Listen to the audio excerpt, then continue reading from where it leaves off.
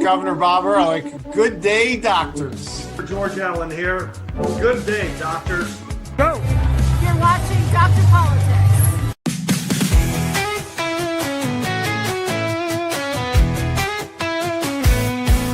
They're Dr. Politics. He's the one to see. Breaking down the news with sharp analysis. From Congress halls to campaign trails, he tells the truth when all else fails. They're Dr. Politics. Dr. Politics. Exposing the spin, the lies and tricks. Dr. Politics. Dr. Politics. He calls it straight, no politics as usual. Love from backroom deals to primetime fights.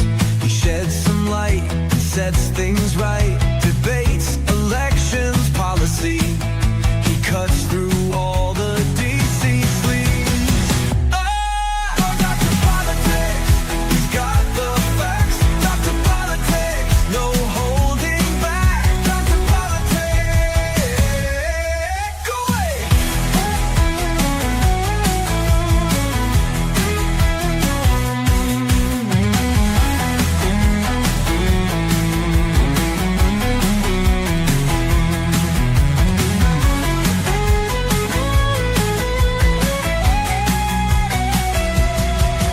Dr. Politics, he's got the facts. Dr. Politics, no holding back. Dr. Politics.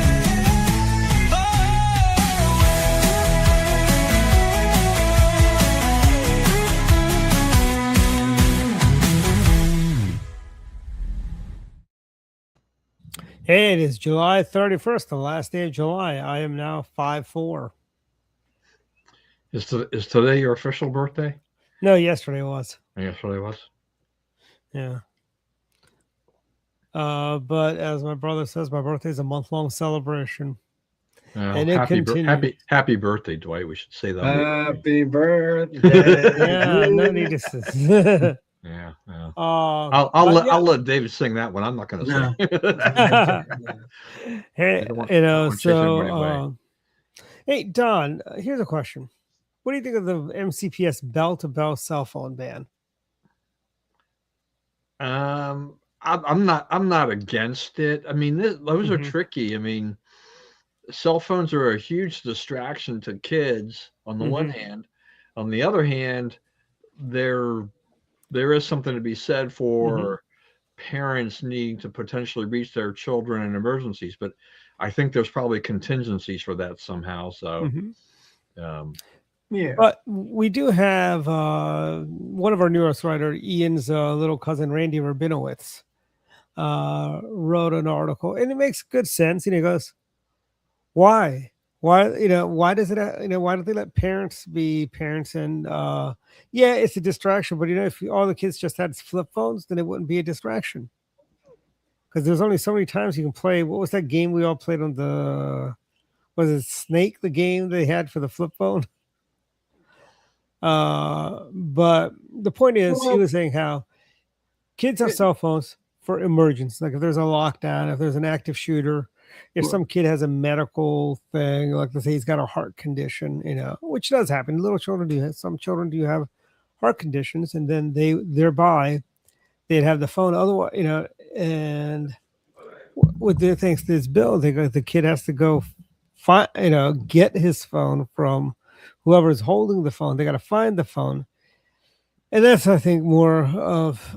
So I think it's a bad idea. And also, here's the thing. I wonder if this has to do something with kids recording their teachers sometimes in classroom of what they're teaching the kids. Maybe that has something to do with this cell phone ban, MCPS. What do you think, Don? David was going to say something. I'll let him go first before I chime back in. Well, the only thing I would say is that there are probably legitimate reasons to have them, like you said, Dwight. But in the working world, usually when you go to work, you got to put your phone away. It depends on the job, but I think most jobs you're not allowed to really be walking around with your phone. So, I mean, it could be argued that it's a distraction, certainly at work, and same thing with school. It could be a distraction. So I can understand the school wanting to, as much as possible, to get the phones put away. I mean, they're not going to be that far away either. I mean, I think, they'll put them in some kind of a... You've frozen them? those little bags or whatever, and Mhm. you know they'll be nearby in case something needs to happen there. So it's not Right. like they're taking them to a separate area or whatever. You know, they're staying nearby. I mean, Utah is doing the same thing. Utah is going bell to bell. Mhm. So I think this may be just a nascent thing, but I think it's a growing movement. You know, I think the part of the fear there too is uh, potential cheating, AI, all these other things that factor in. So the kids spend a lot of time, too much screen time anyway. So Yeah, a little digital detox won't hurt them. that's Yeah, true. but I think it's kind of infringing on. I think the way they have it right now, where you can't use it in class, but you can use it at lunchtime or after school, before school. I think that's okay. This bell to bell, look, you walk in, they take your phone. I mean, how's that going to work in high school when you have 7 or 8 different classes you're going to in a day? Do you Yeah, but I like? mean, I think that is. Is that going to take I'm time away assuming I'm from? assuming it's I mean Korea does something like this too. I think they collect your cell phones at the beginning and they give it to you at the end. So it's a little time consuming and cumbersome, but you Mhm. you basically hand in your cell phone at the beginning of class and you pick it up at the end of class. You move to the next class and you repeat the process. It's a pain in the rear end, but it's for the Mhm. protection I think of a lot of people. I mean, I think there are some nefarious things that happen with cell phones. These cell phones are not really used as phones. I mean, they're pocket computers. Mhm. A lot of stuff happens. I mean, who knows how many people are doing snaps, during class and all these other things, of stuff that's going on that disappear into the ether fairly quickly. But, you know, who knows what these kids are sharing. So, I mean, if you cut them off for, the 6 or 7 hours they're in school a day, I don't see that as a horrible thing. Like if you remember back in our days, Dave, in school, the calculator wristwatch. Yeah, You know, you know, I had one of those, but I never used it because it's like they're so tiny. You got to use a little pen to yeah. I never get had. it. Yeah, I never had one. Although that same Casio watch is making a big comeback, evidently. But the thing about the phone though is also could be used for all kinds of. I guess this has already been mentioned. For nefarious purposes, maybe even for cheating or looking up the answers on your phone. Yeah, So, but here, this is what I have to say about that. I feel. Do you remember those open book exams? yeah, I hated those. You know why? mm, In your head, you know the right answer, but then you go, you decide to second guess yourself. It takes longer to do that. I yeah, hated I guess that's open. true. Yeah, I never yeah, bothered using open. I never used my books during open book exams, and I did just fine without it. yeah, Everyone got really excited. Oh, it's open book. You do realize it takes longer to get everything done. yeah. I'd rather be done and go up and say, "Hey, it's about an 89," Mm. and the teacher might say something. Well, don't you want to go back and double check to make sure it's you can get a 90 something? I'm like, nah, I'm happy with an 89. Yeah. But I just think I don't know. It seems a little bit much. And by the way, Dave, in Maryland, we've got a special session starting next weekend. Maryland. Wow. They want to put redistricting on a ballot for this November. Mm. Well, what's And the question though? The legislature already has the power to redraw the districts, right? I mean, in Virginia, we took it away from the legislature and had an independent commission. That's what's on the ballot. But in Maryland, your legislature never seated that, did they? no, they never did. This is basically going to say we want to get rid of a district. We want to. Don't you? The question was This is if they were honest. The question would read something like, "Don't you want to get rid of that Republican Andy Right, Harris by letting us redraw the map?" right, And right. if they were honest, that's what the question would say. But it's going to say something like, we should do reapportionment, blah, blah, blah, blah. And it was for better equity and Mm, democracy. And they'll put something mm. like that in there. Never mind. It's just to get rid of Andy Harris's seat. Because Well, Westmore is being manipulated and controlled by the DSA. Well, Andy Harris must feel greatly, greatly, greatly flattered to amend the Constitution in effect just to get rid of him. I mean, that's pretty impressive. Mm-hmm.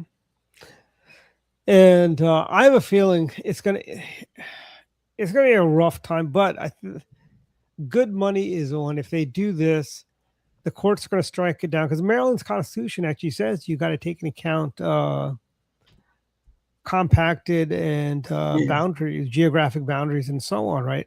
So they cannot take his district and run it across the bay into southern Prince George's County, Calvert County, Charles County to give more Democrats so Andy loses.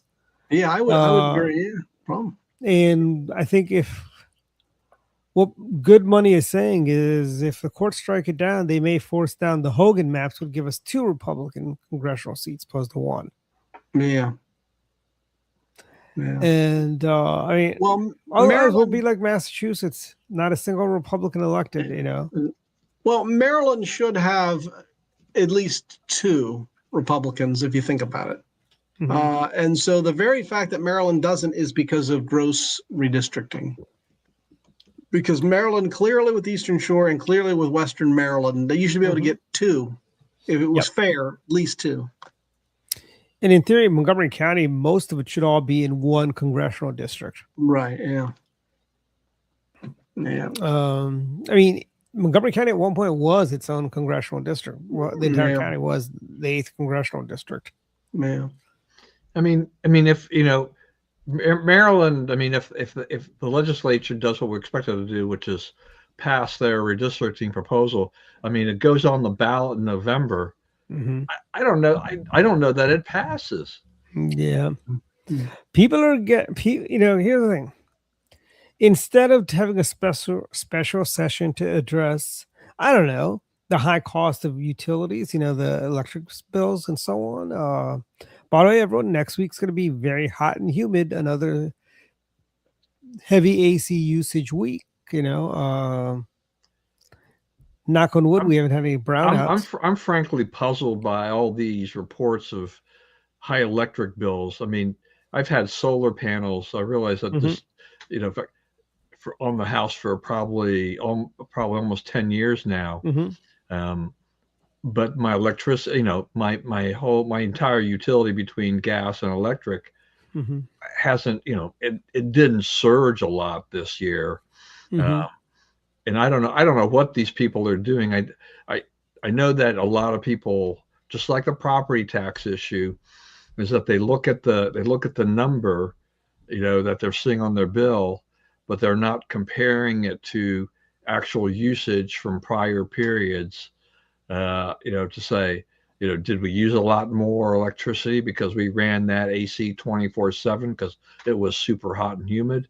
You know, it wasn't clear that everybody who complained was a direct customer of Pepco and not of some third party, which was a big deal. Years ago, before the rates started to creep up anyway, you know, you had a lot of other companies come in under the law and say, you know, we'll give you, you know, we'll charge you this amount, you know, per kilowatt hour for the first 3 months, and then you revert to a regular rate.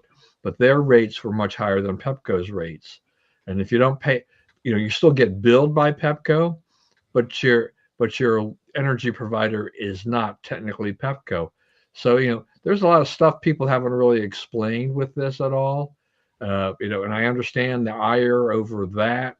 I understand the ire over higher property taxes, but I think you got to look at the big picture and say, you know, who's really to blame here, and have these things gone up? Have these things really gone up as a result of gouging by, you know, Pepco? Because I definitely haven't seen it. Or is this, you know, a mechanism of higher usage and some other things that happen that people don't understand on their bills? I don't think that people understand their utility bills to begin with. Yeah, I mean, the bills are kind of complicated. I mean, they shouldn't be, frankly, but they're a little more complicated than they should be. I mean, they're loaded down with so many charges. I mean, look at your utility bill. I mean, it's like, I know. here, it's a charge for this. It's a charge for this. It's a charge for this. You know, I mean, And there's like 7 or 8 things on there, and then there's like the final bill. It's like, what are we paying for all this stuff? What is all this stuff? yeah, I think with me, I never really look at it because I had auto bill pay set up about years ago, so I don't I know. notice it. I look at it in the sense of, if it pops all of a sudden, I'm like, okay, what happened here?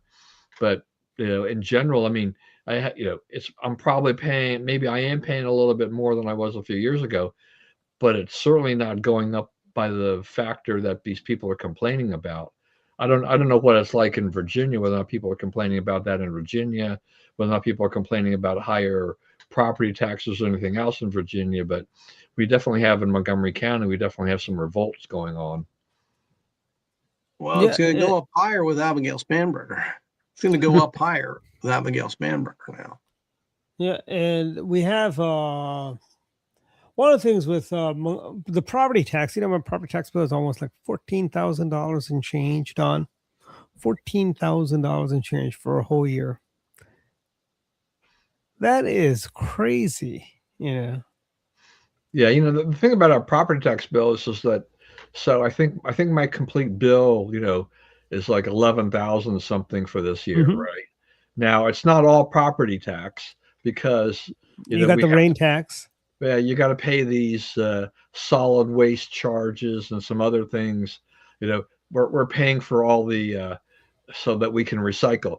We have to recycle, but we also have to pay to recycle. Because that's the law. You have to recycle, Don. Yeah, you have to recycle, otherwise they might penalize you. But then you got to pay. In the meantime, they're taxing you to recycle. Yep. And that fee only goes up every year. It's like, okay, it's like, this is not the way it's supposed to work, people. Oh yeah, it is. It's insane. I mean, the sad thing is most of these guys are all going to get reelected. And here's the thing: Montgomery County residents. I mean, and I think it seems probably for Fairfax, they kind of view themselves as citizens of the world. They care more about what's happening in Washington and London than they do what's happening in Annapolis. That's the problem with Montgomery County and Fairfax County, and even Prince George's County for that extent. And then they throw affordability out. That's their new little buzzword. The Democrat. I mean, we are using it too, frankly, affordability. But the Democrats are using it like, oh my God! And then they've got this new boogeyman they created, data centers. And never mind the fact that if we got out of Reggie, which is basically for Reggie, basically it's a cap and trade. It is nothing more than a domestic Kyoto Accord we have, and Virginia signed on to it as well. By the way, Dave, Youngkin got us out of it, but Spanberger put us back in. And I don't know why our candidate for governor is not talking more about that. Yeah. That's something he could actually do without legislative authority. By the way, Don. Dan Cox could tell people, hey, look, on day one, we're pulling out of Reggie, which would make us, we would not have to buy energy, we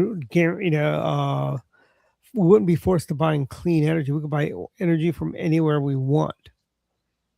One thing about Cox is that it seems like Cox is running a stealth campaign of sorts or something like that. He was much more nutty and vocal the last time he ran, and now he seems to just be like he's running. You forget he's running, and he's not flame throwing or creating a lot of controversy. But in the state of Maryland, I mean, I think if you're going to attract attention, you need to do something significant. Yeah, talk about Reggie. Go after these things. Talk about how really pinning back on how Moore is just.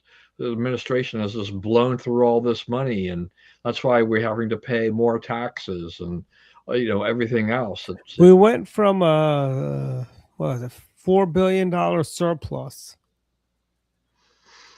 to I think what are we $6 billion in the hole. So he went through the surplus, and then he went another $6 billion after that. That is insane. Well, the Democrats say about the surplus that Hogan left over was, oh, that was just like unspent COVID money, and it's like I don't know that they've been able to prove that. Well, even if it was unspent COVID money, doesn't mean you have to go spend it, frankly. It's like this, Exactly. right? It's like this, right? I've got a Okay, so Maryland faced about a $1.5 billion deficit. Not quite. See, as much. I got a full pack of cookies. I haven't eaten these. Doesn't mean I have to go eat them, you know. Well, remember with the RGGI, Josh Shapiro, a Democrat governor of Pennsylvania, he pulled Pennsylvania out. Yeah. So Cox ought to point that out, say that even a Democrat realized that it's bad for their citizens in Pennsylvania. Oh, yeah. So if it's bad for Pennsylvania ratepayers and citizen residents, why should Maryland stay in? Yeah. Pennsylvania is roughly the same size as Florida. Pennsylvania has a lower tax than we do. Yeah. It's cheaper to live in Pennsylvania than it is to live in Maryland. Someone told me that New York City has a bigger budget than Florida, the Florida state government, and Florida has no income tax. Mm-hmm. And after this year, there's going to be no property tax once you've got the homestead set up. Yeah.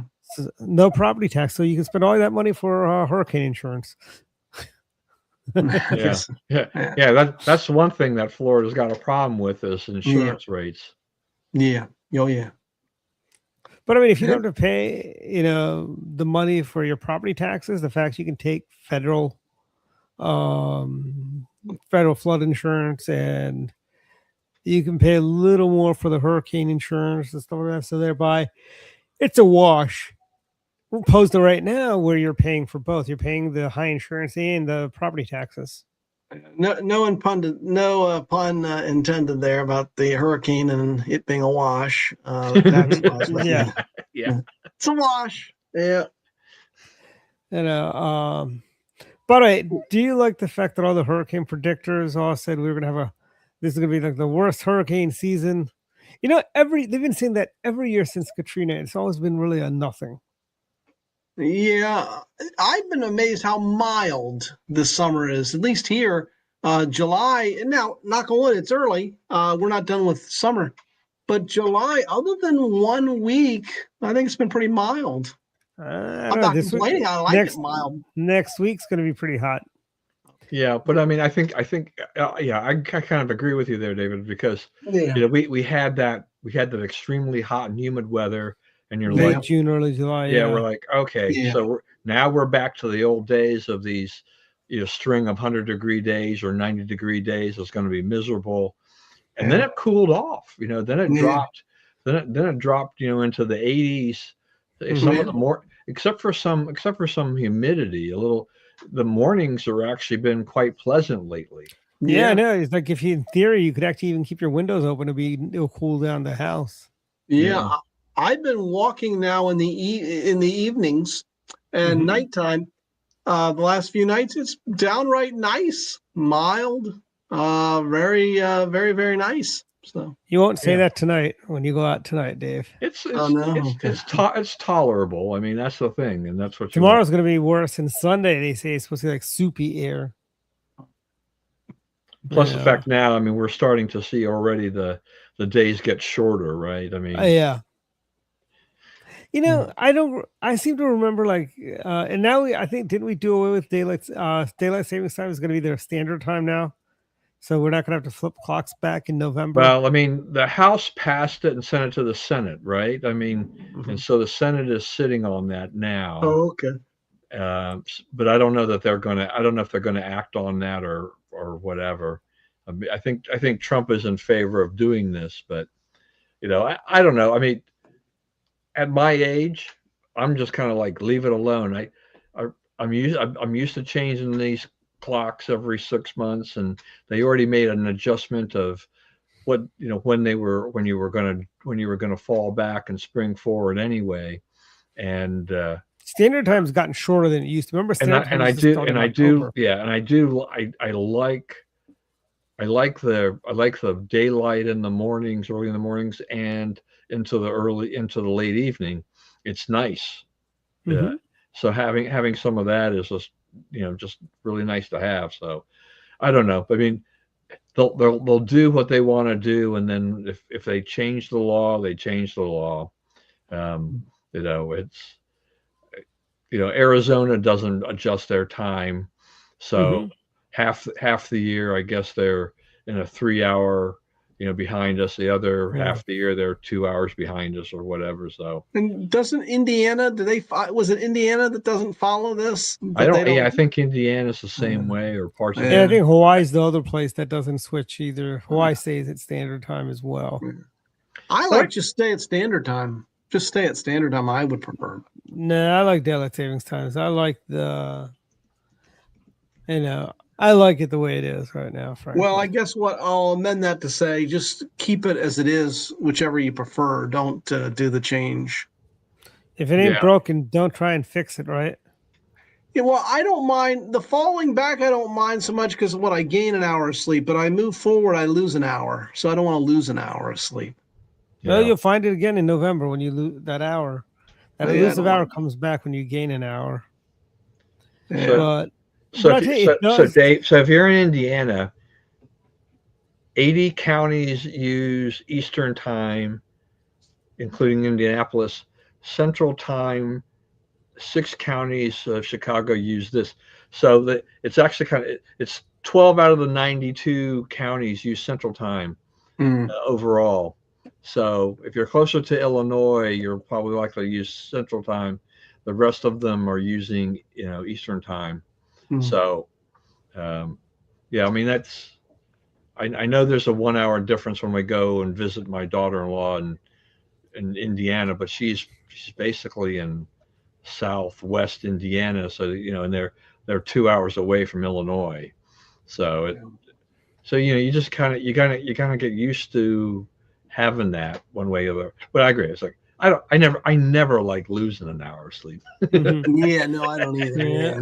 Yeah, no. I don't know. Maybe it's because I'm 54 Not that now. I sleep a lot, but I just don't like Yeah, it. yeah, I agree. I don't like that. I don't know if it's because I'm 54, but I do find that I'm having to take naps in the afternoon. I feel better after I take a nap. Naps are great. I've been taking It's only been like I've been taking naps for like over 50 years or whatever it's been. and you know what it is though. These naps are only like for about 30 to 45 minutes, not even more than that. I wish I could sleep longer than that when I take a nap, like maybe 3 hours or so, because that's Oh man, if I nap more than 25 or 30 minutes, I'll pay the price in the evening. It'll be Yeah, hard. I can still go to sleep. I think it must be a sign of how sleep deprived I am, which I shouldn't be, but I get up. I tend to get up early just because I just feel like I get more done in the hours of between, say, 5 to 10 a.m. than I do between 10 and 5 p.m., so to speak. Just because you get fewer distractions. Mm. Yeah, I mean, look, I mean, I'm physically in bed for 6.5 to 7 hours on the average night. How much Mhm. sleep I get out of that is less. By the way, those sleep apps? I found those things. I'm gonna say I'm a little skeptical because sometimes there'll be nights where I've had a great night of sleep and I say, "Oh, it said you had this many mid awakenings and stuff like that," and I'm like, I feel fine. Yeah, I mean, I've got, yeah, I mean, remember that. So I don't pay for it anymore, so I don't really get much information out of it. But it was Mhm. a sleep app that our old friend Jeff recommended. I Yeah, subscribed to that for a while, I use that too. It's what is it? It's called. I've got it right here. like Sleepwatch or something. Yeah. So I But you have know what that. you know what the funny? Yeah, sleepwalk. You know what the funniest thing is? Since I had issues with my wrist, I have not worn my watch in like such a long time. But I'm of the mindset now, maybe, just maybe I should start wearing it again now that the wrist is better. It's not 100%, but it's like at 90%. I still feel a little twang here, but it'll get better. Yeah, so yeah. So I'm getting I'm getting a little sleep information from the Sleepwatch, even though I'm not paying for it. Hmm. But I'm also wearing an Aura ring that I bought from Costco, and then I have the Apple Watch, so I get all kinds of different sleep data. And I think they're not always all tracking the same thing, but No, I think Apple Watch says I sleep much better than what Sleep Watch says. yeah, if you And I compare got- if you compare these things, it's like they really don't line up very well. No, they don't. And I've got another sleep app called Pillow that I use. And Pillow is also a little different too. But I found Pillow is closer to is close to the Apple Watch. So what we need is an Apple pillow, actually. Yes. Actually, come on, Apple. They need to invent that. So the pillow has all the tracks all the information. But I tell you what, they might as well go into the other markets, because I think isn't there like a mattress that that tracks your sleep too? Yes, there is. Sleep Number makes it, I think. So like they could get into that too if they really wanted to, but Apple knows what their knitting is, and then I think they're good. But just the wearables that they do and the data that they're giving us, I mean, once they get really to monitoring your blood pressure and other things like that again, if they can actually accurately measure your glucose level, your blood sugar level, that would that'll be amazing, because that's something that everybody needs to be watching, and it's hard to do that basically without having blood drawn at your doctor or your pin pricking if you're already have diabetes or something Well, like that. I think the technology is there. Don't they have those wearables? The diabetics wear those little pins that monitors that. Yeah, they do. They do have. Yeah, the diabetics do. But I mean, for the rest of us, that should be kind of watching it. Because the last time I went to the doctor back about almost that was like 2 months ago, I guess. Well, no, wait a minute. I guess it was a month ago when I went to see the last doctor. Anyway, the this PA, which is a new PA.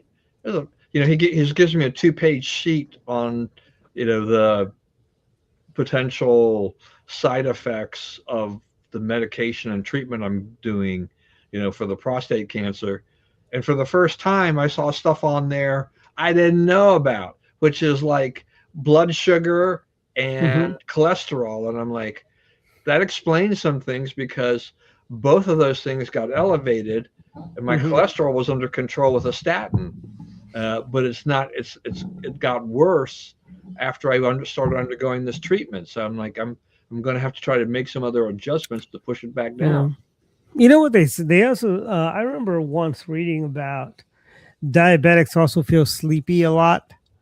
And when I first started finding that I needed like a nap in the afternoon, so I decided to go get that. No, everything's fine. They go, and basically when they do that, I go, well, why am I so tired? And they go, just tell me about your. I go, well, I run about minimum 4 miles, sometimes 6, sometimes 10. They go, that's what it is. It's not, you're tired because you're. And the favorite line was, "You're not young anymore. You are 50 years old. You are 54 years old." Well, that's really part of it, right? I mean, here's the thing: as we age, all these other things start to happen, and we start to a certain degree, we start to kind of freak out a little bit when things change. Yeah. And I've learned a very painful lesson that I should have spent more time at the doctor, but it is what it is, and I've got to live with what I've got for as long as I can. I mean, it could always be, what's funny is like aches and pains, or you feel like I think I told you this a couple weeks ago. I fell down getting out of my car at NASA, right? I must have tripped on something. I don't know what I tripped on. Anyways, though, but I was on my back. And I remember last December, we had the snowstorm in December. I slipped from my runner board when I went to the Costco's, because that was also the same day we had our state party convention, right? and I fell on my back. I just got right back up, no issues at all. This time, I actually kind of laid there for about a minute or two, I think, before I got right back up. And I was like, that's weird. It's just, again, my brother goes, "You're not 17 anymore." I'm like, yeah. And one of my friends from high school yesterday, he says to me, he goes, "You do realize we're not spring chickens anymore?" And Yeah. I'm like, I go, they say, unlike our teenage years when we might have thought we were immortal, mortality is definitely, facing us dead center, and we have to realize is that a slip and a fall can be very dangerous. You're not going to get right back up like you used to. You can't. There's a lot of things you can't do as much as you. But they say 50 is the new 30, so technically I'd be 34. And when I was 34, if I slipped, I could jump right back up. But yeah, but if you're out there physically working, you're exercising. I think you are helping yourself in a lot of ways to, build up cardio strength and things like that probably keep you going. I definitely think that, going to the gym every day like I do has made me has kept me going a little bit longer based on my current condition than otherwise would have been possible. But anyway, we probably ought to spend a few minutes talking about like politics or something. Like Fauci, I was working my way to that. Dave wrote an article about that. Oh yeah. Fauci was the media loved him, and the mainstream media still supports him. Really, they sort of were critical of Ron Paul, and they described Ron Paul. They used this word "obsessed," that Ron Paul's obsessed with Fauci. You know what? It would have been nice if the media were a little more obsessed, or at least curious as to what Fauci was advocating and what Fauci got wrong, which is most everything. You mean Rand Paul, right? Rand. Did I say Ron? Yeah. I'm sorry. Easy enough to do. Yeah. Hey, is Ron still with us, by the way? Yeah, I think Ron is still with us. Yeah, I think he's still around. But I'm not like a huge fan of Rand Paul. No, I'm not either. But no, I just don't like the guy. I think it's too much. If you want to call it an obsession or whatever.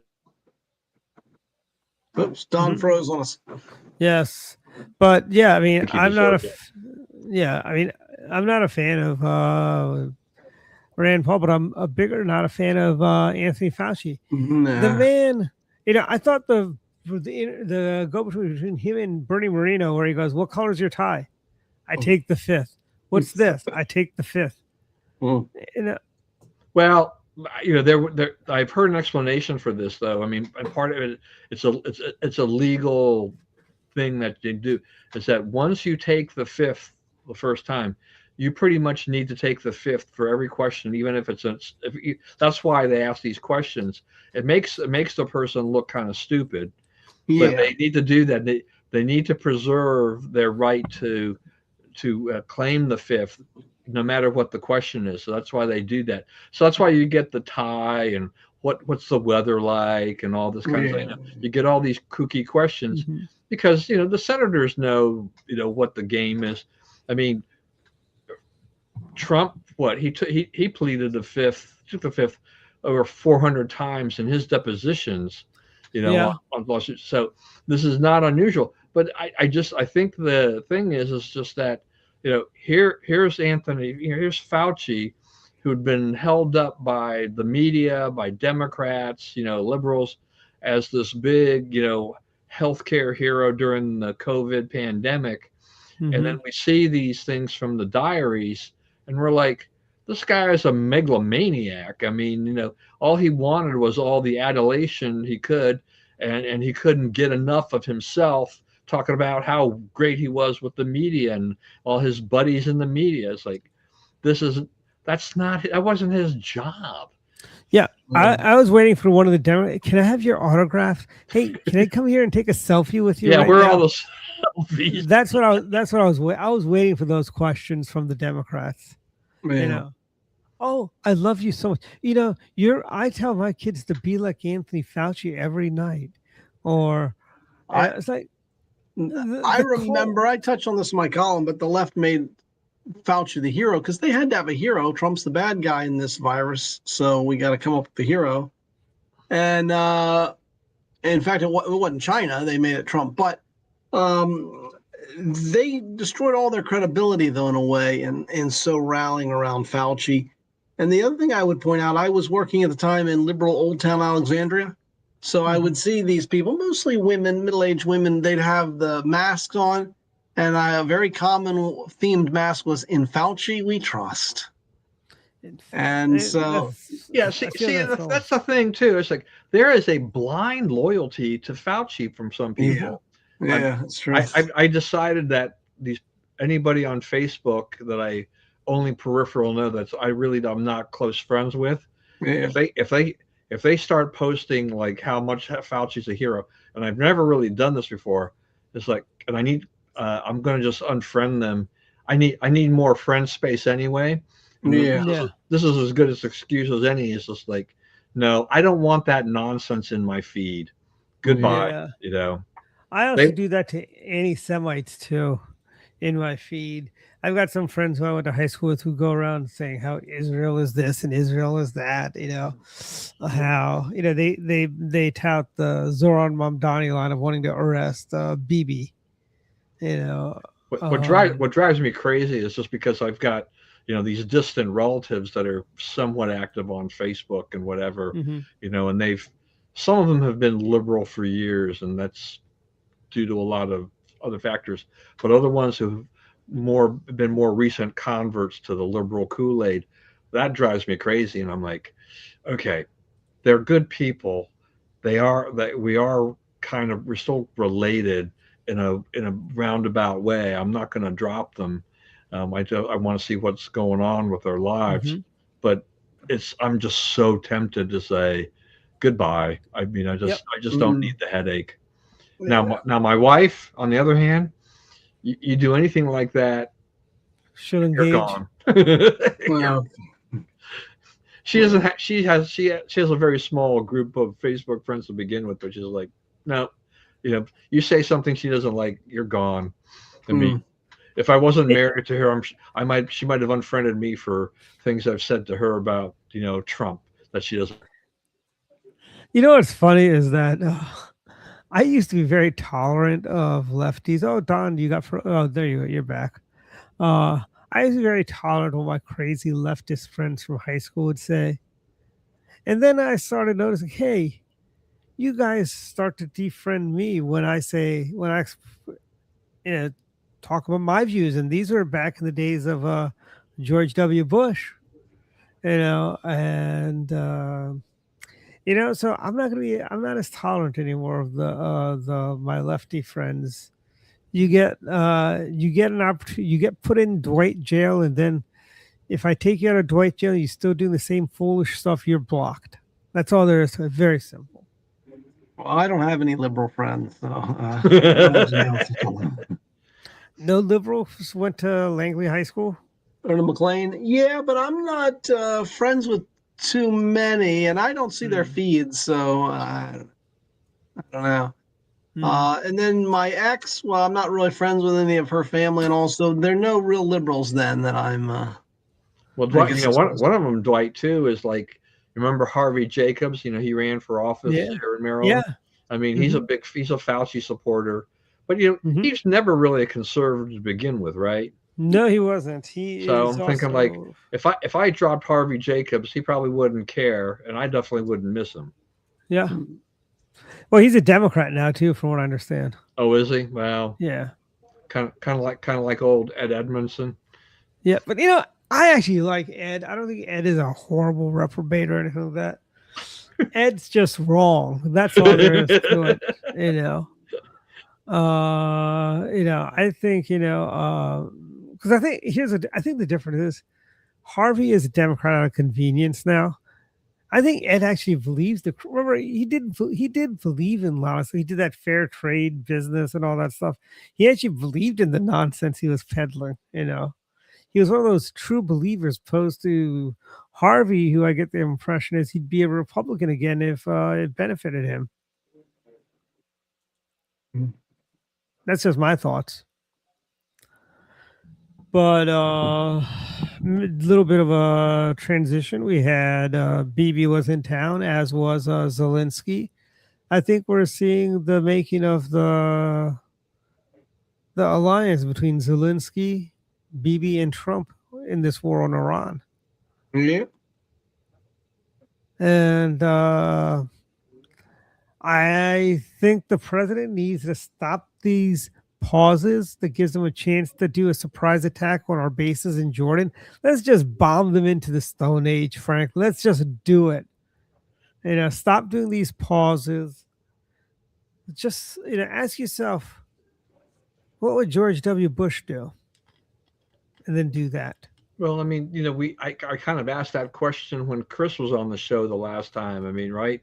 Go to our Marine and ask his opinion. And I mean, I think he agrees with us, is that we're all in agreement that Trump, enough of this pussyfooting around. I mean, we're 150 plus days into this thing. Stop being Mr. Nice Guy, Mr. President. Netanyahu, I think said, told him that, if you do this, you spend 4 or 5 weeks, maybe not 5+ months. And, this thing dragging on, will hurt the Republicans, in the midterms if they don't do something about it, because, when oil prices are elevated, gas is about $1 higher than it was a year ago per gallon. People think about that. I mean, that, I've said this time and time again, that price has got to come back down closer to that 315 level. Otherwise there are going to be some Republicans that will not win re-election in November. And conversely, conversely, the other way to look at that would be some Republicans won't win and some Democrats may win, such as Talarico and El Said or what have you. So we don't want a blue wave. So I don't think there's going to be a blue wave just because of all the nutty Democrats that are running. I think Susan Collins is going to win her seat again. I think if what's his name, the radical in Michigan wins, El Said. Yes, I think he wins that primary, and I think if that Mike Rogers wins that seat, I think so too. I was simply saying that, historically, whenever you have a red wave or a blue wave, I've always noticed this. Every cycle, there's always 1 or 2 people you lost and you didn't expect that to happen. That happens in a wave. A good example, remember in 80, Dan Quayle beats Birch Bayh, and people didn't expect that, but it was a great Republican year. It was a wave. Was it 80 or 82? I think it was 80. He first got elected to Senate in 80. Was he old enough? Well, maybe it would have been maybe 82. But anyway, in the case of the 94 revolution, you had Bill Frith beating Buddy Sasser, who I think was like the Senate majority leader. So, that's why Speaker Foley lost too. Yeah. And that's why, and I don't see a blue wave, but if there is, then, some surprises will expect to take place. But, Yeah, Quayle was in the Senate from 81 to 89, so it would have been the 80 election. Oh, wow. Yeah. I thought he would not have been old enough to be a senator in 1980. James Danforth Quayle. I tell you, like he would have been a great president, Dan Quayle. Yeah, I like Dan Quayle. It's interesting that I just don't think he was ready when Bush picked him. A little more seasoning, and I think Dan Quayle could have gone very far. I think President Bush should have picked Jack Kemp, frankly, as his running mate. Probably. Yeah, I agree. And then, if that's the case, would that mean Maryland would have another president, another vice president? Because Jack Kemp lived in Maryland. Remember, he's a resident of Maryland. Yes, he lived in Potomac. Yeah. His kids went to Churchill High School. I spoke to a group in Maryland about my book and all, and people there, and I mentioned Jack Kemp. I didn't plan to, but people there knew him, and they're like, "Yeah, we was a neighbor." So, who else lived in Maryland, in Montgomery County? Was Tony Snow. Okay, all right, yeah. Oh, you know, it's funny. You know, Tony Snow used to write for the Detroit Free Press years ago Yeah, that's before right. That's where you got to he start.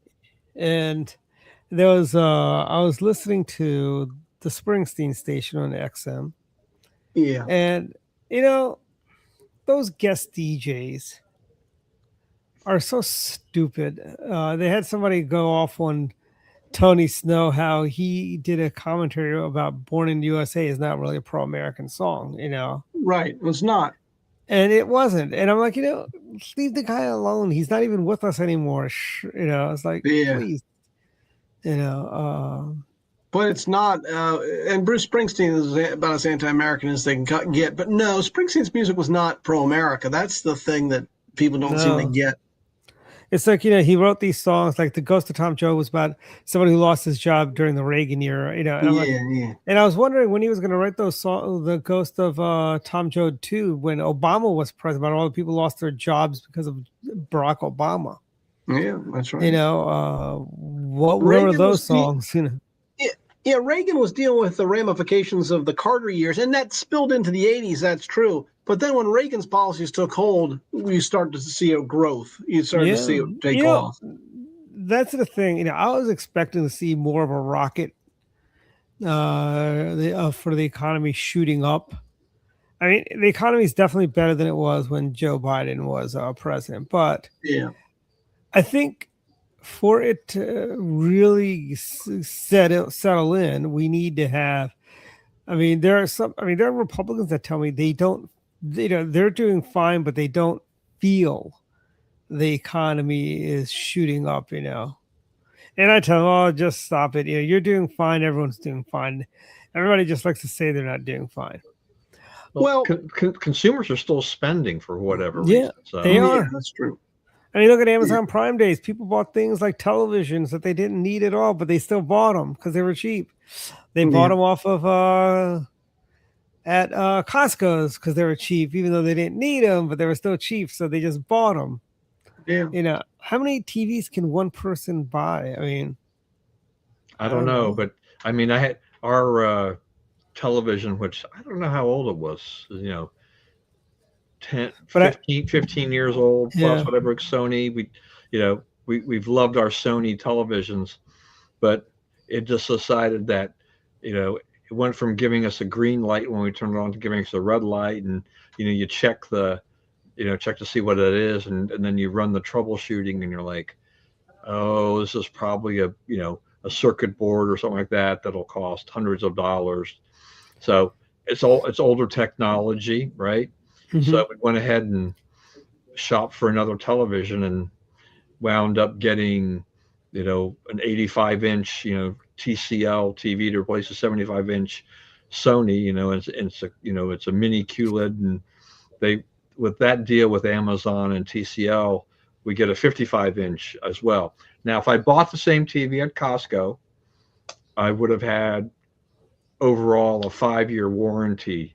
You know, so I went to a 15-month warranty directly, but the difference was that I get a 55-inch TV to replace my 37-inch TV that I've been using. So I'm like, yeah, you know, what are the odds that I'm really going to need anything on the television repair in the next 5 years? Yeah, I got the Costco. I did the Costco deal after you mentioned that last week or the week before. I did the Costco deal. It's, you know, I like the 5-year warranty. They Yeah, I come mean, in it's nice. I mean, I still think about it. I mean, I can buy a TCL warranty, you know, to extend, so it's a little pricey. But you know what? You know what's funny is TCL. I think is, remember before it used to be Samsung was the TV of choice, but I think TCL is quickly replacing Samsung. Well, I mean, here's the thing: is that right? I mean, TCL and Sony are going into a partnership next year. Sony's not going to make their televisions anymore. TCL is going to make the televisions, you know, and I guess they can slap a Sony nameplate on the televisions, but you know, TCL is now the one that's going to be controlling the manufacturing of thing. So, you know, it seems to be the change. You know, Sony wants to be kind of out of that business. But yeah, you know, they're trying to. I think they're going the way of Panasonic. Remember, Panasonic used to build everything. Now, I think Panasonic only makes televisions now. They don't make anything else. They used to make VCRs. Yeah, DVD players. I don't know now. I mean, a lot of those old brands kind of disappeared, Yeah, and like remember it, JVC is gone, Sanyo is gone, right. I mean, Sharp from is those Sharp electronic. around. I mean, Sharp, I think, Yeah, I don't know if I don't even know Sharp may be around in name only. I don't know. Sometimes like those names are RCA. Yeah. sometimes those names are sold off, right? Hmm. The intellectual property part of it is, but yeah, now the televisions are dominated by TCL, Samsung, and LG. I think probably. And I think in ViewSonic is the other brand, and then Hisense is the fourth Yeah, one. except I mean, yeah, was it and Vizio is Invisio, owned by yeah. Walmart now, right? Yeah. So there is Well, some. the Insignia brand that's what the guy at Best Buy told me. So God knows if it's true or not, because most of those guys don't know anything. But he tells me the Insignias were basically they're Samsungs with the Insignia stamp labeled on them. He was telling me how this is made at the same place they make the Samsung TV, but instead of a Samsung sticker, it's all Samsung parts, Samsung screens. I mean, And I'm yeah, like, who knows?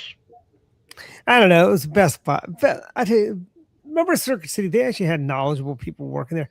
Actually, Best Buy, when they first came into our market, actually had knowledgeable people working there. Now it's just kids, they're just moving stuff.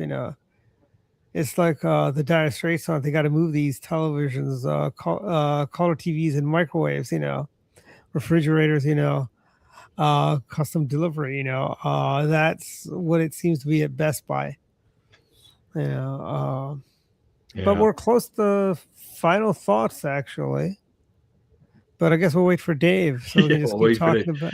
And in the meantime, I want to just make a comment about the potential of any kind of blue wave by the Democrats. I mean, I guess there's always a possibility, but the problem is, as we Mhm. know now, is that the Democrats have got a lack of money, right? Mhm. So they're Their building is on Hawk. I don't know if yeah, you saw, Ian did an article this week on how they have their building in Hawk right now.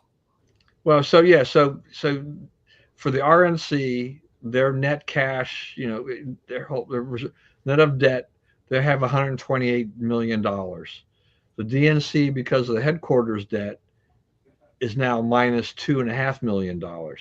So they're, Mhm. it's hard. You can't. I mean, they only had $16 million anyway, and then you take the debt, and they're like, okay, they really don't have any money. The congressional and senatorial campaigns have got more money, but the Republicans apparently have got $657 million to spend, and the Democrats have got $334 million to spend.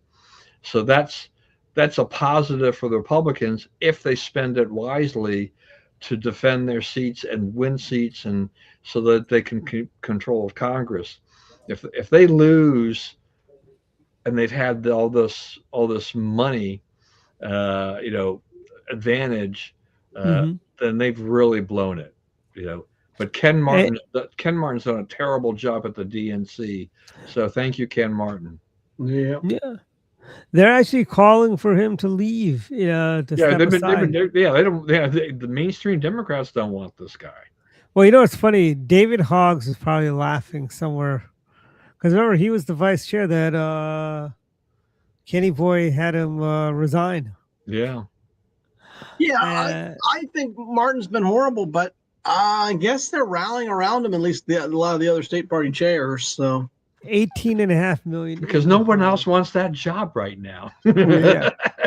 I mean, it's kind Support of the like, current chair, because who else are we going to get to take over this sinking ship at the DNC right now? yeah, one time they were talking about making Bill Clinton the DNC chair. This is back when Mean Dean Howard Dean took over, but they were saying, hey, Bill Clinton would do.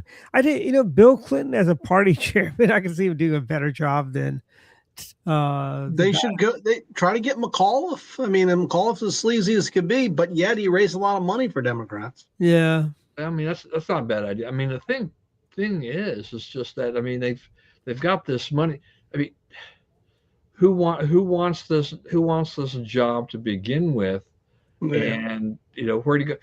I don't know. I mean, yeah, Terry McAuliffe, that's not a bad idea to have someone like that there. But sadly, Terry McAuliffe and Bill Clinton are too right wing for this Democrat Party. Yeah, that could be a problem. That's Yeah, right. that's right. Yeah. They would want a Bernie Sanders type to be their chair. Yeah. Or Zoran Mamdani. You know, I could see them actually making Zoran their party chair. Or But, AOC. We didn't mention, but this is a big headache coming for Democrats, and that is in Wisconsin. Their gubernatorial candidate's a Mamdani-like socialist. And I understand that in Madison, maybe parts of Milwaukee, maybe the socialists will work, but statewide, Wisconsin is a swing state. It's a swing state. It's going to be difficult, if not impossible, for a socialist to get elected governor. And Milwaukee is more conservative than Madison. Yeah. Oh, yeah. Well, Madison's horrible, but yeah. I mean, Madison would be like Tacoma Park. the DSA type candidates are a major headache for the Democratic Party all across the nation. It's just they can't have that. Yeah. And, we as Republicans, we've never had problems with that. I mean, seriously, we've never had ever like an issue with like crazy candidates starting to win primaries. The only thing I can think of is when David Duke won the primary in Louisiana, and every good Republican. We had a few crazy Tea Party people. We did. Oh yeah, you're talking about our friend who's used to be a practicing witch. Yeah, that's right. I need a witch hat. Where's my witch hat? That's right.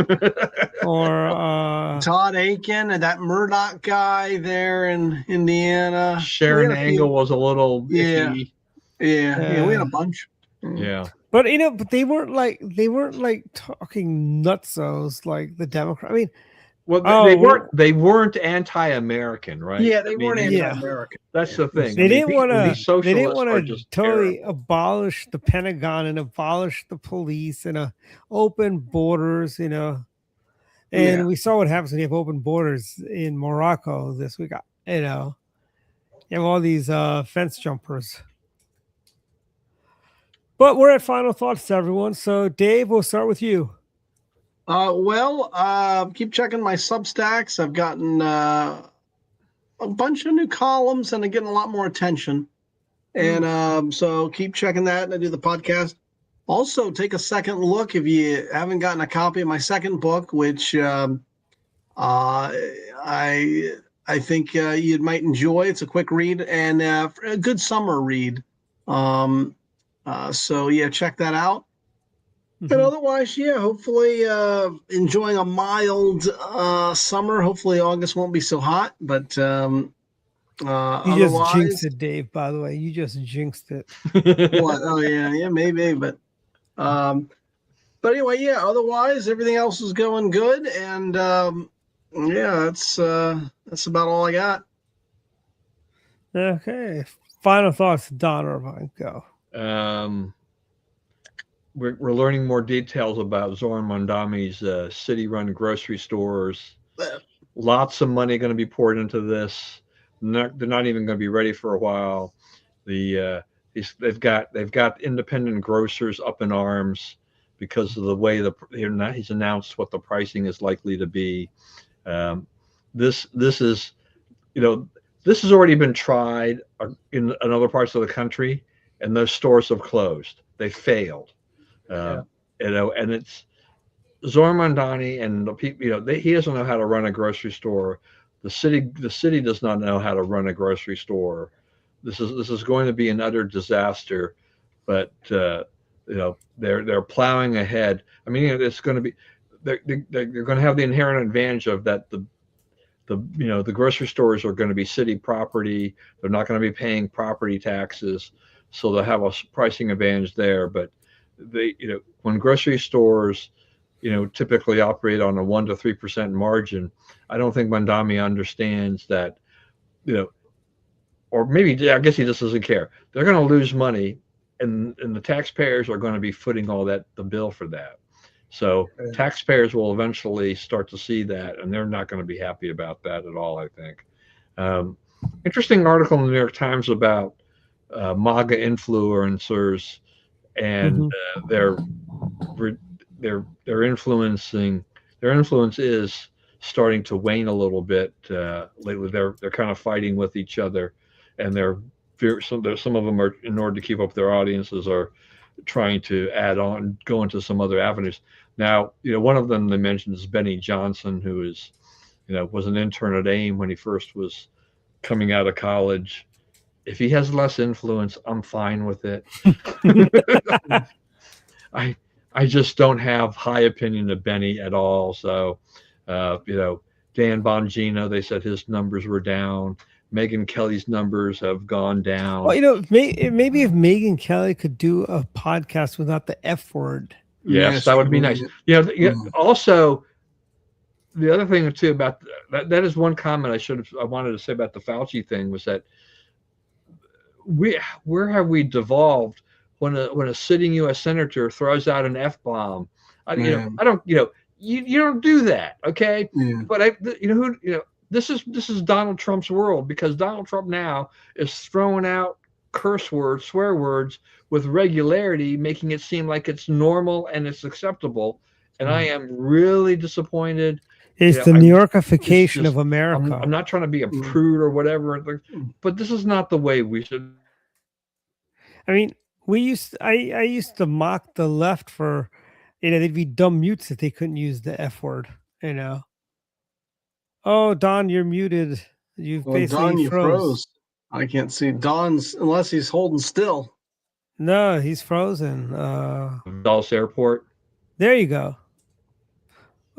We missed that. Last thing we heard was Dulles Airport. Everything before that was nothing. No. Oh, okay. Well, I was just starting with Dulles Airport, that the Trump has announced a huge plan to remodel and renovate that. I'm kind of excited about that, actually. Yeah. Yeah. It's going to be a beautiful airport. It's going to be great. Well, it was done by that famous Finnish architect. Yes. Aero, I forgot, I can't pronounce the name, but yeah, he did that. Is it Saarinen or Saarinen? What was it? Yeah. He was famous, Finnish famous architect. That was actually, I mean, if you look at the architecture of the Dulles Airport, it really is an amazing, although it kind of looks like the old Memco stores also looks kind of like that. They're like what? The old Memco stores. I don't know if you had those in Virginia, but they were like, what was Memco? It was like you had to have like a membership to go into Memco, right? Or could anybody just? Yeah, I think that's what it was, and it was a hybrid store. I mean, you had groceries like in the back, and you had consumer goods in the front. Yeah, it was like the old giant department stores. Do you remember those, Don? Oh yeah. I mean, we've gone through so many iterations of retail. Yeah. I mean, you had the giant stores that were selling all kinds of goods, as well as the groceries. You also had the giant store that sold blue jeans. Yep. As a separate store. So yeah, that's right. I mean, it could be. Dulles could be a showcase if it's actually completed the way they want to. People movers, 64 years in operation or whatever. I kind of like them though. There's some nostalgia for them, but what I think what we should do is I don't miss them. I think we should turn those into party movers. You could do little mobile parties, like you can rent those out so you can have if you want to do a party at the airport, you have people go in there, you watch the planes take off. You have a cocktail. You have some food. I mean, like a party bus. Well, there's another just another funny use for that. Yeah. Or you could turn them into food trucks too. Yeah, I guess so they could go right up to the airplanes, before they take off. Would you like to buy something or would you rather eat the airline food? I guess that's always a possibility. And lastly, I just want to pay tribute to an old colleague of mine that I just saw passed away. Somebody posted on his Facebook page. So his name is Jamie Wheeler. Jamie passed away? Yes. Oh, man. 66 years old. So young. So young. I thought Jamie would be older than that. Yeah, me too. I saw this and I'm like, wait a minute. I'm about to turn 67. Why did I think there was a greater age gap between the two of us for whatever reason? I thought there would be, because remember, he goes back to the Reagan years. I mean, he was a huge Reagan fan. So yeah. So, Jamie had his idiosyncrasies and his foibles like we all do. But Jamie was a true patriot. He loved America. He loved the flag. He was a great supporter of Ronald Reagan. Oh yeah. He was a big supporter of Donald Trump as well. Yeah. He apparently had been ill for a while, but it had been very, I don't know, I guess I can say opaque, or it was really hard to tell. His few Facebook postings were very just, not very definitive on anything like this. And the person who posted on his page certainly did not mention what the illness was, but there's definitely something been going on. I had sent him a message on, through Messenger asking him what was going on. Never heard back from him. But I do want to pay tribute to him because he pulled off, to me, one of the most brilliant PR maneuvers at the Republican National Convention in 1992 that I have ever seen in my entire life. And, he was running accuracy in academia. He was the one that decided, he wanted to go down there, and he was going to bring a cadre of college Republicans and whatnot. He was kind of like a Pied Piper with those kids. It was amazing. And I had never been to a Republican National Convention. And so we went down to Houston, and so we were down there, and we brought a bunch of guys. We bought exhibit tables, and so we were selling back when exhibit tables were pretty cheap to buy at these things. $1,500 a piece, and we bought 2 of them. Yeah, now it's like 15,000. Yeah, it's well beyond anything we could ever do today. But the thing is that he had a bunch of the T-shirts and a bunch of posters made up. It's Reagan True Squad, tell the truth about the stop the media liberal, live a media lynch mob, tell the truth about the Reagan legacy on them, front and back. And all the kids who had those shirts that he gave them to also had a little packet of cards with Reagan talking points, so that they were basically like beacons. There's like 30,000, 15 to 20,000, 30,000 members of the media that cover this thing, right? So Jamie was really smart. He put them out there. He knew that the media probably was looking for stories, and they'd see these kids. So, and inevitably, several of the kids got stopped and got asked, and stories were written about that. Some pictures were taken about them with the shirts or the posters or whatever. But what was the coup on this was that somehow on the night of Reagan's speech,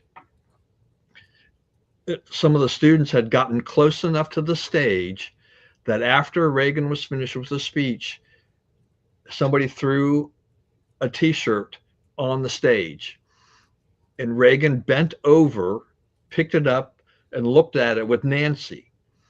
And Charles Maranto and myself, we were sitting in our beds watching the speech, and then we saw this, and we looked at each other and were like, what just happened? It's like, that's our shirt that he's holding up there, right? I mean, he's holding up there. There's national television audience, call my office the next day. This is all pre-internet stuff. And our phone lines were slammed. My poor receptionist, was struggling to keep up with the phone calls. I'm still not quite sure exactly. Was that back when Ellen Kavanaugh was your receptionist? No, Ellen was never the receptionist. She ran the Speakers Bureau. Oh, wow. Okay. So, yeah, it was an amazing time. And I just thought, Jamie that was a brilliant thing. I mean, I didn't understand at the time, but you could see how it worked. I don't know how much money he spent on the whole operation, but I think it was worth every penny at the moment. So, my hats go off to Jamie. Always a patriot. May he rest in peace forever. All right. So that is a little somber, but I just wanted to pay tribute to Jamie because he was, I think, despite the fact a lot of people may not have liked him, I thought he was great for the movement. He loved the conservative. He was a true conservative. Part of he brought in a lot of young people into the because I met Jamie before I met you, actually. He brought a lot of young. As I said consumers. before, he was kind of Yeah. like a Pied Piper. That he had an amazing connection with young college students. Mm-hmm. So yeah, there were a lot brought into the movement because of Jamie. So anyway, back to you, Dwight. Yeah. So my final thoughts are: I am the Big 5-4, and the partying continues. The month-long celebration, which is Dwight's birthday. A couple things. We got some great articles on the Montgomery County Republican Club website. Check it out. We got a great article on how clean solar energy really is, and it goes into the details about the messy process of making solar panels and how they all come out of China. Great article. Also, we have we're less than 100 days from November elections. Find a candidate, volunteer to cover the polls during early election or on election day. Yeah, I think We it's need 90. I you. think it's not. We're down to 95. So Yeah, 95 days. Yeah. And tomorrow, the Montgomery County Women's Federation has their 250th event over in Bealsville. So I think you can still go there, and I think they still have some tickets to that event. But great event. Go to mcfrw.com for details on that one. And next week we have a very special Pizza and Politics for the Montgomery County Republican Club. We're doing a meet and greet with Sonia Dunn. Come one, come all, And actually, Dave, you should come and meet Sonia. She's our great candidate for comptroller. okay. Mm-hmm. All right. But that's all I've got. And good night, everyone. We'll see everyone next week. See you next week. See you guys. Mm-hmm. See ya. Okay, it's a picnic.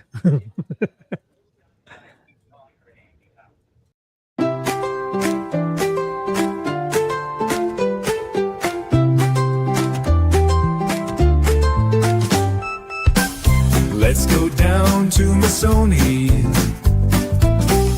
where Italian cuisine shines.